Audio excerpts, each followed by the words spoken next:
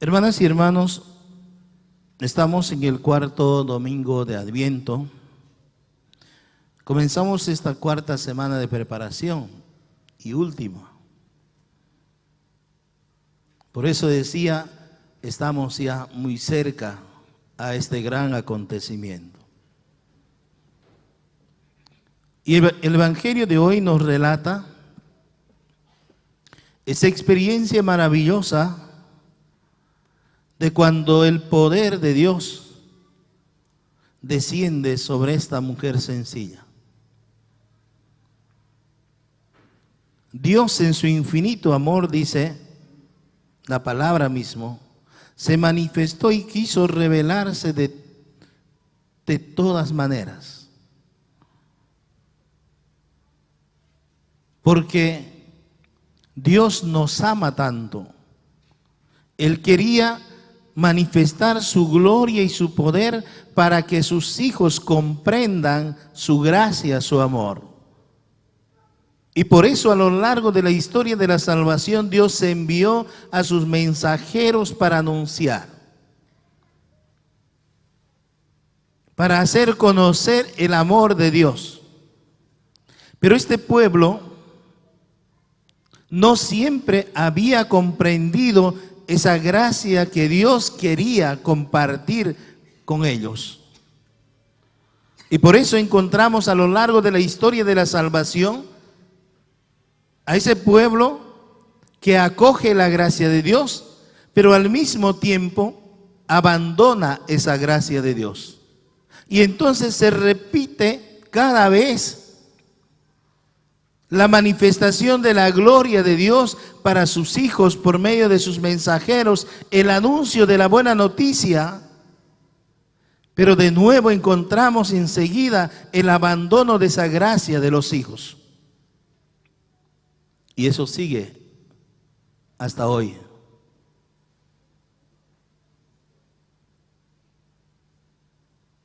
Y entonces frente a esta realidad, fíjense que Dios no podía abandonar a sus hijos, que tenía que estar con ellos y tenía que manifestar su gloria en medio de ellos. Y entonces toma la iniciativa de tomar nuestra naturaleza, es decir, enviar su poder para que se encarne en esta mujer sencilla. Tomar nuestra naturaleza frágil, débil, esa naturaleza que no siempre reconoce esa presencia de Dios, ese poder de Dios. Y de ese modo, obviamente ocurre la encarnación, donde la gracia de Dios, el Espíritu Santo de Dios desciende sobre esta mujer sencilla, humilde, muy joven, casi niña todavía, y de ella nace el Salvador, lo que nos anuncia. Esto es el origen de Jesús. Hermanos, por eso es Dios con nosotros. Dios con nosotros porque Dios en cada momento no nos abandona. Él no se escapa. A pesar de nuestros problemas, de nuestras dificultades, a pesar de nuestros pecados, el Señor no nos quita su amor. Por eso las personas que se encierran en sí mismos y piensan que el Señor no les va a perdonar ya, están mintiéndose. Están mintiéndose porque Dios no es un Dios que se escapa, sino más al contrario, es un Dios que se acerca a sus hijos a pesar del pecado que tienen. Es más, cuando los hijos están envueltos en pecado, Dios espera con los brazos abiertos que ese hijo suyo se arrepienta y que pueda volver a Él, porque Él siempre busca oportunidades para hacernos conocer su amor, como se relata en toda la historia de la salvación.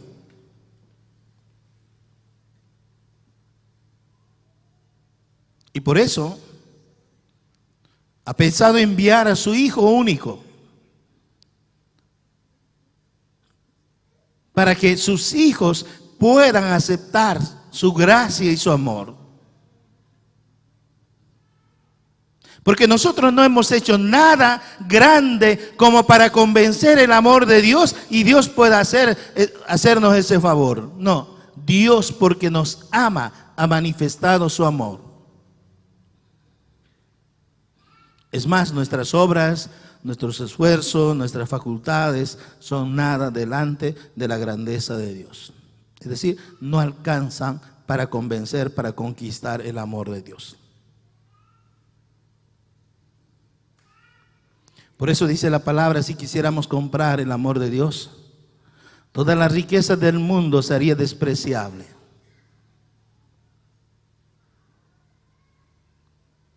No se puede. No puede el hombre convencer a Dios. No puede el hombre comprar el amor de Dios. El amor de Dios se nos da gratuitamente porque Dios decide amarnos, Dios decide que nosotros conozcamos su gracia. Porque Él quiere permanecer en medio de nosotros, Él quiere permanecer en nuestros corazones. Por eso es Dios con nosotros. Pero cuidado, hay que tener cuidado, ¿no? Es Dios con nosotros, pero sigue siendo Dios sin nosotros.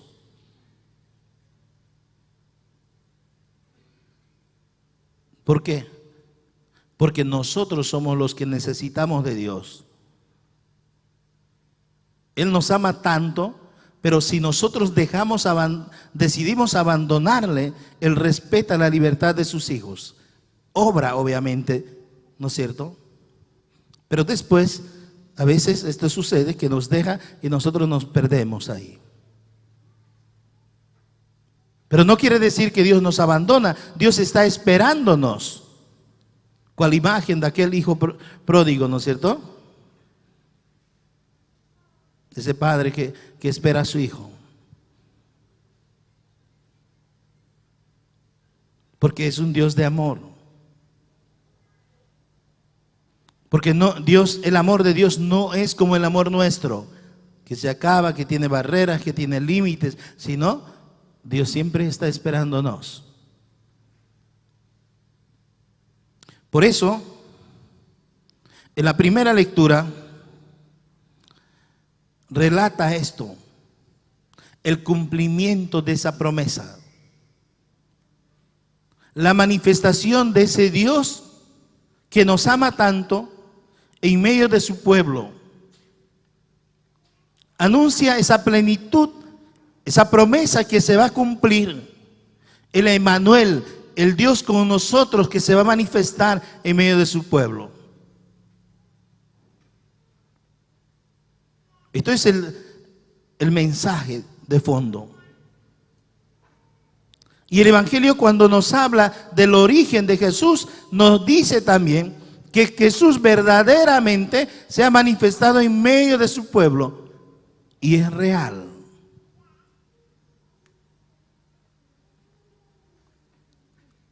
Pero también por esta manifestación de la gloria de Dios en medio de su pueblo, resalta la dignidad de José. Resalta la dignidad de José. Un hombre bueno. Un hombre bueno porque acoge el mensaje de Dios en su corazón y hace lo que el Señor le manda. Inclusive antes que le diga, recibe a María o toma a María y lleva a tu casa, José ya manifestó su bondad. ¿Por qué?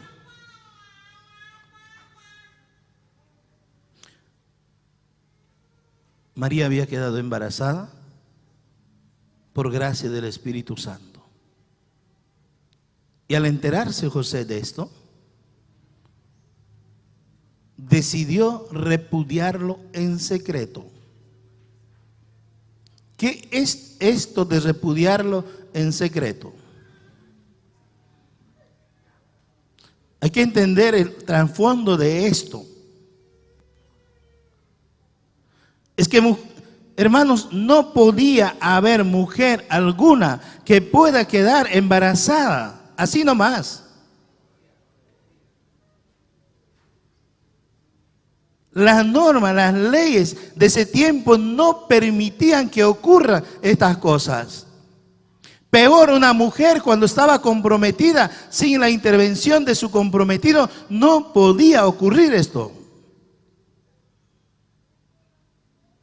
Y entonces, ¿qué estaba pasando? Si esta situación ocurría humanamente, según las leyes, esta mujer debía ser lapidada, debía morir a pedradas. ¿Dónde viene la bondad de José?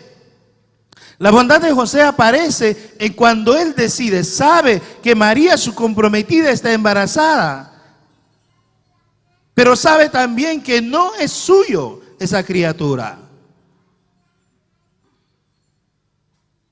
Y entonces José manifiesta su bondad al querer repudiarlo en secreto, es decir, no denunciarlo públicamente. ¿Qué estamos diciendo? Estamos diciendo que José acepta ese embarazo, por más decide alejarse de ella, pero no le va a denunciar públicamente. La gente, la comunidad va a seguir pensando que es hijo de José.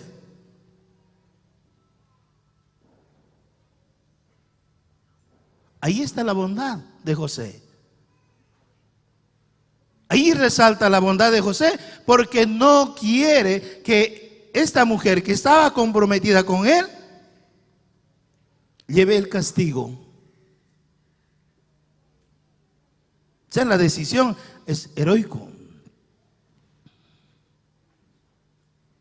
Obviamente, pues no era obra del hombre. Entonces el Señor tenía que preparar las cosas, y cuando estaba pensando, había decidido hacer esto, el ángel del Señor se le presenta y le dice: José, tranquilo, ¿no? Yo sé que te duele, ¿no? Esto, y aunque eres bueno, pero sí, Dios está favoreciendo a su pueblo. Ese niño que va a nacer no es obra del hombre, es obra de Dios. María está embarazada por obra del Espíritu Santo, no es por intervención del hombre. Y entonces toma a María, lleva a tu casa, ¿no? ¿Qué está diciendo? Completa tu compromiso con María. El matrimonio judío, hermanos, tenía dos etapas. Dos etapas.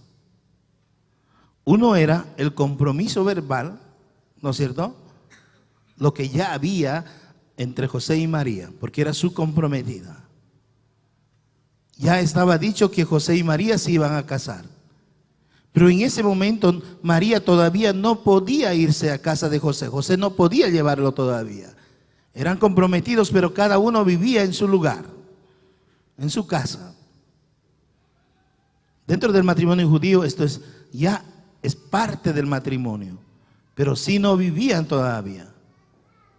Y el matrimonio obviamente se consumaba, se planificaba cuando ya se casaban y el hombre llevaba a la mujer a su casa.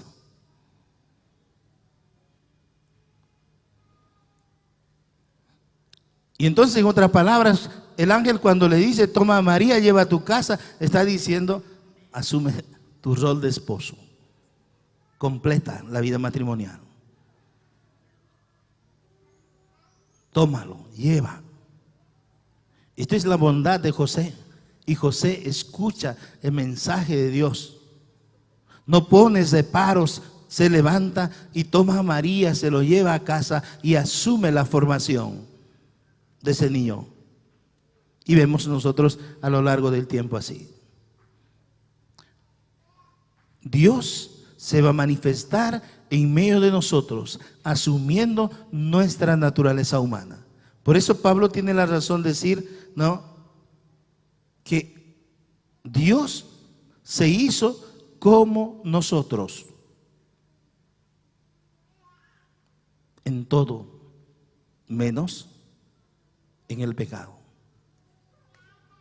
Dios se ha acercado a nosotros y esto es Navidad. Dios se viene en medio de su pueblo, se manifiesta, nace, asume su naturaleza. Toma nuestra carne frágil, nuestra carne mortal. Este Dios que es todopoderoso, este Dios que es infinito, asume nuestra condición de finitud. Por eso la resurrección tiene mucho sentido, porque cuando Cristo resucita, asume su divinidad total. Es decir, ahí se da la manifestación total de la gloria de Dios.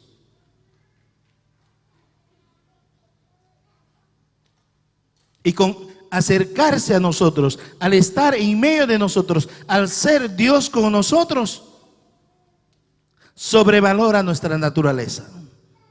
Lo levanta.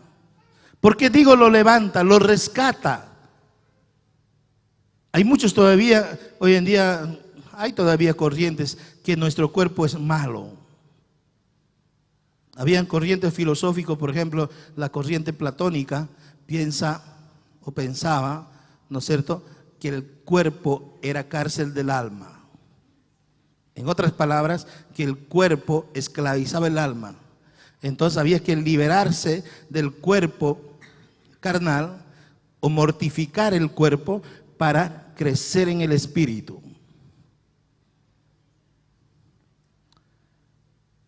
Pero al tomar Dios, al encarnarse en el hombre, Dios enaltece, Dios dignifica el cuerpo mortal. Hermanos, nuestro cuerpo no es malo. Nuestro cuerpo no es sucio. Nuestro cuerpo no es muchas veces como hablamos. Nosotros somos hijos de Dios. Primero hemos sido criaturas de Dios y hemos sido creados por Dios. Y como criatura de Dios ya hemos sido mejores criaturas frente a los demás. Por eso Dios, cuando acaba el relato de la creación, dice, era muy bueno.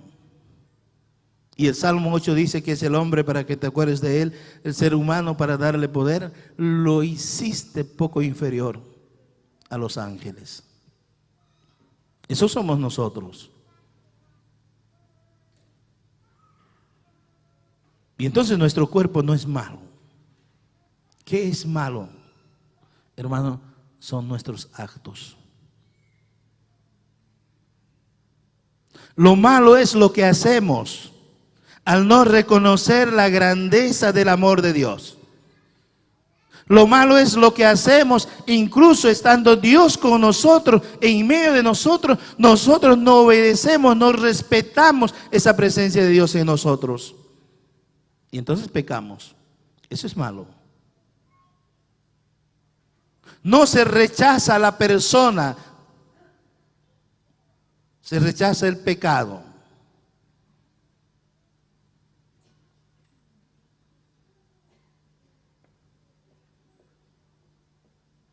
Estoy pensando en algo grave que ocurre en nuestra sociedad. A veces nosotros rechazamos a ciertos hermanos y hermanas. No debemos rechazar a la persona, debemos rechazar el pecado. Todos estamos llamados a vivir en la gracia de Dios. Porque la gracia y el amor de Dios ha tomado parte de nosotros en la encarnación del Hijo de Dios. Lo que nosotros debemos rechazar es el pecado, son los actos, la práctica.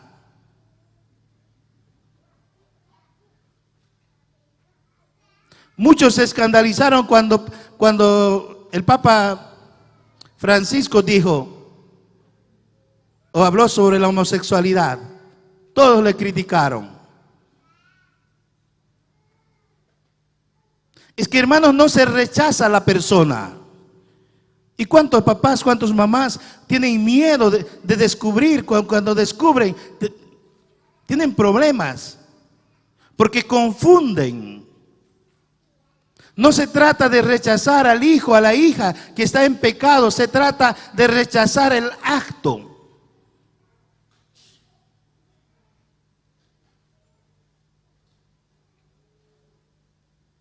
Porque la criatura sigue siendo creación de Dios. Y nosotros como hijos de Dios, hechos por el bautismo, hijos de Dios, no somos malos. Nuestro cuerpo no es malo. Es buena creación de Dios. Lo que nosotros debemos rechazar es el pecado, la acción. Todos estamos llamados a vivir en la gracia de Dios. Y así como todos estamos llamados a vivir en la gracia de Dios, entonces hay que llamar al hermano, a la hermana, a que pueda vivir en la gracia de Dios y que se salve. Porque alejando, porque rechazando al hermano, estamos afectando su integridad personal.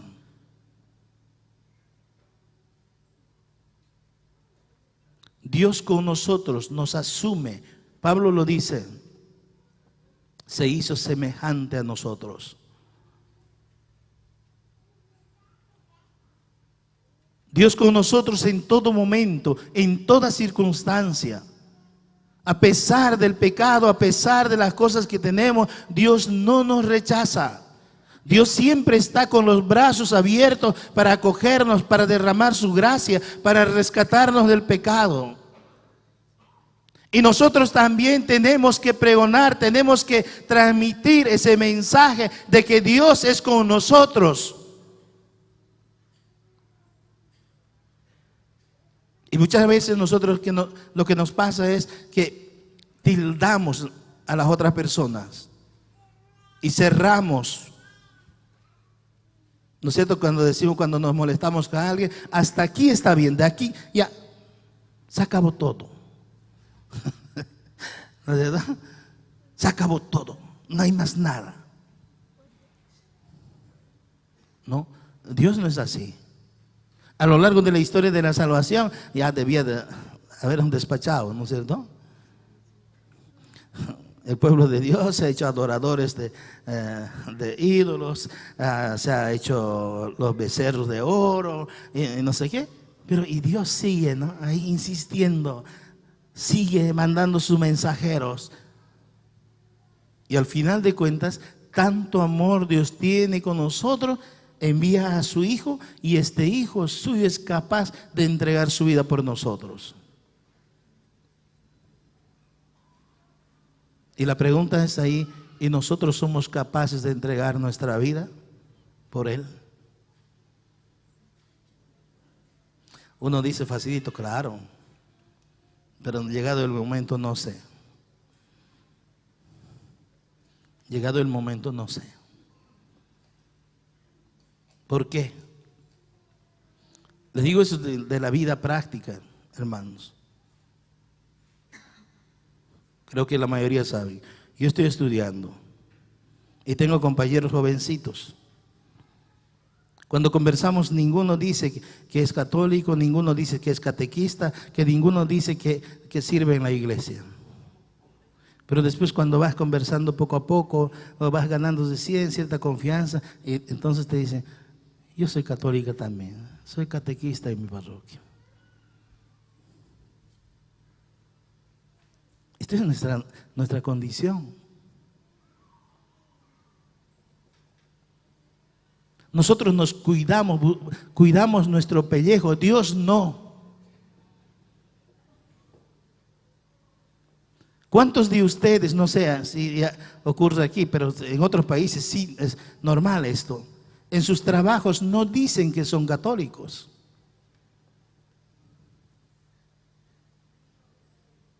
Porque si dijeran que son católicos, entonces pierden su trabajo, porque las empresas ya tienen enmarcados. Les he contado, creo, de La Paz lo que ocurrió un año, no me acuerdo qué año era, cuando fuimos al encuentro de jóvenes, ¿no? El mercado, la sociedad está abierto para recibir de nuestro dinero a cambio de los productos que nos ofrecen. De eso se preocupan. Pero no se preocupan si nosotros creemos o no creemos. En serio. Ese año nos tocó peregrinar así, con una procesión larga con el Santísimo. Y el equipo, o sea, los que han preparado el encuentro, ¿no? Generalmente acaban con una cena, porque los jóvenes siempre son de, no sé, de alguna cosa gustosa, y les dan sus gustitos también en el encuentro. Dicen, preparan una cena y prepararon en el Cine Center de la zona sur. Entonces cada uno podía pedir su hamburguesa, no sé, ¿no? Se les compraron así y se partían tickets según uno quería. Y entonces dijo, muy bien, cuando cesemos, dice, una recomendación, que cuando cesemos ya la procesión con el Santísimo y entremos al supermercado, hermanos, cuídense de no levantar el nombre del Señor, de no gritar vivas. Y uno dice, oye, estamos en Bolivia, y estoy hablando de años atrás ya. Este es el pueblo. Y nosotros nos callamos. ¿Quién dice algo sobre eso? Era un encuentro de jóvenes. Pero los organizadores han dicho por lo menos, bueno, si ustedes nos limitan, nosotros no compramos su producto. No, igual, han tenido que comprar. Más bien hay que recomendar a que no digan nada. Oye, esto es nuestra naturaleza. Dios insiste y insiste para estar con nosotros, pero cuando a nosotros nos toca, nosotros lo dejamos a Dios. Y esto ocurre en todas partes. Como experiencia les he contado de la universidad, ¿no? Los chicos no lo dicen claramente que son católicos, ¿no? O tienen compromiso con la iglesia, no lo dicen. No les conoces como servidores, por ejemplo. Pero en ustedes también pasa, hermanos. No, hay que tener cierto cuidado, hay que tener cierto reparo. Dios con nosotros. No, nosotros abandonamos a Dios por más que Dios está con nosotros. Lo dejamos a un lado, lo tapamos. Estamos preparándonos para la Navidad y este domingo contemplamos eso, ese mensaje. Dios con nosotros, el Emmanuel. Tenemos que animarnos a permanecer y a darle su lugar a este Dios que está con nosotros, pero no solamente en el pauichi de la mansión. Darle su lugar al Dios con nosotros en el pauichi de la mansión es facilito, hermanos. Facilito. ¿Por qué es facilito? Porque tu hermano levanta la mano, empieza a moverse, vos también le sigues y te mueves. Tu hermano aplaude, tú también por seguirle lo aplaudes, porque la corriente jala.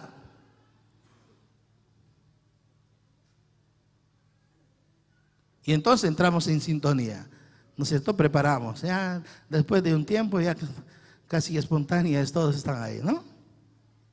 Eso es fácil. Pero el problema, el punto delicado, que Dios siga permaneciendo con nosotros, es cuando salimos de aquí. Cuando salimos de aquí. A ver, mujeres que vienen ustedes solos y sus maridos no quieren venir. A ver, háganles rezar de una vez allá. Ahí está. Ese es el punto.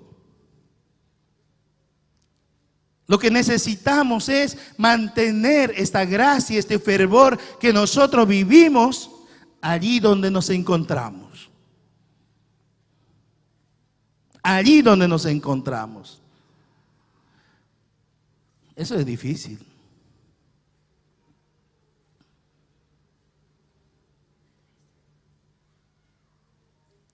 Necesitamos trabajar este aspecto de que verdaderamente este Dios que nos ama es Dios con nosotros y permanece con nosotros en cada momento de nuestra vida. Por eso hay que pedirle al Señor, no decirle, Señor, yo quiero que toques de verdad mi corazón, lo transformes, pero Señor, para que permanezca, para que yo te valore en todo momento. Hay muchas cosas que nos pasan, rompemos esa presencia real de Dios en nuestra vida. Hasta tanto, hermanos, mira, aunque suena medio, ay, ¿cómo puede ser eso, no? Todos alabamos y glorificamos, todos cantamos, todos oramos con devoción, con mucho recogimiento. Saliendo de la misa alguien te chocó, por descuido te pisó, chao, perdiste la gracia. Ahí en la puerta del templo.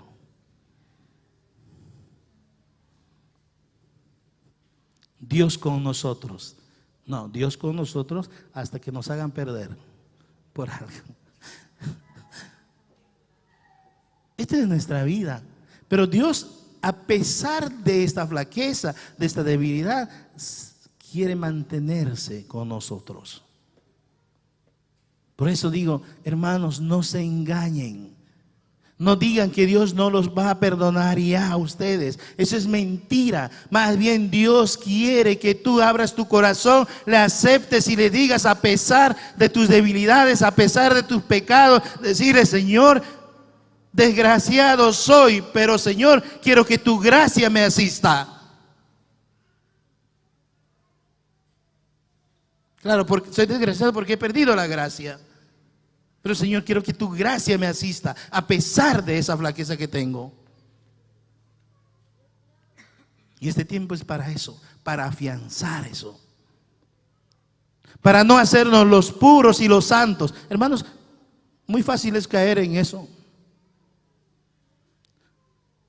La persona que no quiere reconciliarse, no quiere acercarse al Señor para reconocer su pecado, ¿sabes qué pasa? Él se cree que no es pecador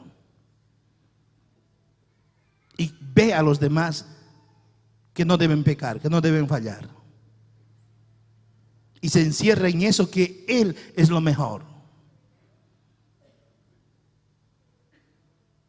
Y como el tipo es el mejor, impecable, y si ha pecado, piensa que Dios ya no lo va a perdonar.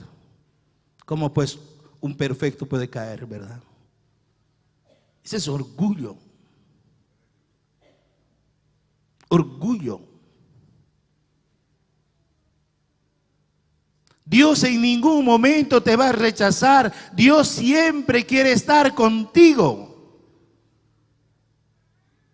Por eso dice, el Señor no quiere la muerte del pecador, sino que se convierta y que viva. Esto es Dios a quien amamos.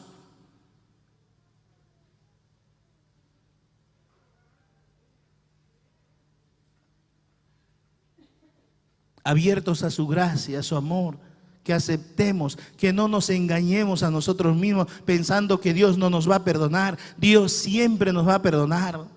Obviamente quiere que luchemos, quiere fortalecernos, quiere animarnos a levantar. Por eso Jesús nos ha dicho, ustedes sean como su Padre del cielo. ¿Nos vamos a animar?